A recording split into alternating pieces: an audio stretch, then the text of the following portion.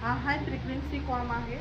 त्यांच्या स्किनवर आपल्याला ट्रीटमेंट करायची आहे. त्यांचं खूप साऱ्या प्रमाणात हेअरफॉल पण होत आहे आणि त्यांच्या डोक्यात डॅन्ड्रफ पण झालेला आहे आणि केस गळती खूप वाढल्यामुळे त्यांनी माझ्याकडे ट्रीटमेंट आलेली. तर आपण लेट स्टार्ट करूया. ही मशीन आहे आणि हा कॉम याच्यामध्ये टाकलेला आहे, म्हणजे हा सिंगल असतो त्याच्यामध्ये टाकलेला आहे.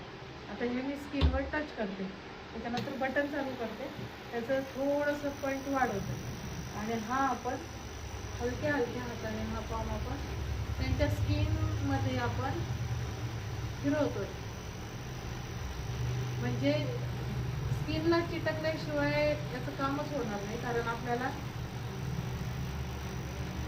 त्यांच्या स्किनमध्ये पूर्ण जो डॅन्ड्रफ झालेला आहे तो आपल्याला त्याच्यातला रिमूव्ह करायचा आहे.